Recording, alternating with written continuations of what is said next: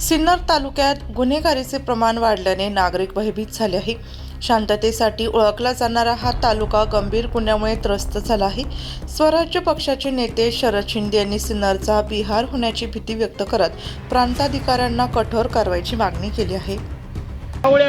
तरी सुद्धा कारवाई होत नाही। मग सिन्नरमध्ये 5-5 वेळा झालेले आमदार आणि खासदार आणि त्यांना आता जे लाल दिवस भेटलेला आहे ते करता काय, हा आमचा सवाल आहे।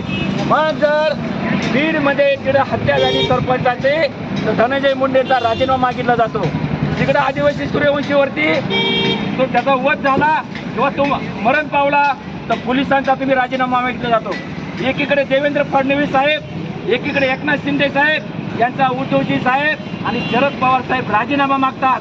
मग आम्ही आज सिन्नरमध्ये दिवसा ढवळा गोळीबार होतोय, महिलांवरती अत्याचार होतोय, सोयाबीन भरून दिली जाते तरी सुद्धा कारवाई होत नाही।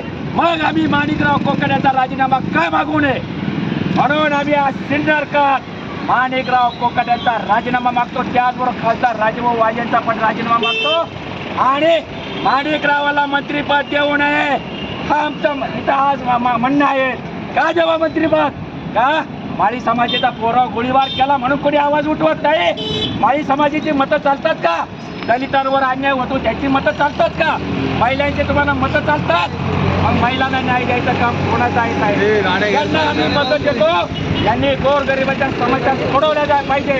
हे समस्या सोडवत नाही म्हणून आम्हाला आंदोलन करावं लागतंय। आणि म्हणून साहेब आमची तुमच्याकडे आज डॉक्टरांनी लिहिली, ज्यांनी संविधान लिहिलंय त्यांच्या पुतळ्याजवळ महात्मा डॉक्टर बाबासाहेब आंबेडकरच्या पुतळ्याजवळ आम्ही धरणे आंदोलन केलंय आणि लोकशाही पद्धतीत तुमच्याकडे आम्ही मागणी ठेवत आहोत। आमची मागणी तुम्ही वरिष्ठांपर्यंत पोहोचवावी, मुख्यमंत्री गृहमंत्र्यांपर्यंत पोहोचवावी आणि या सिन्नरमधील दहशतवाद दादागिरी याचा बंदोबस्त झाला पाहिजे।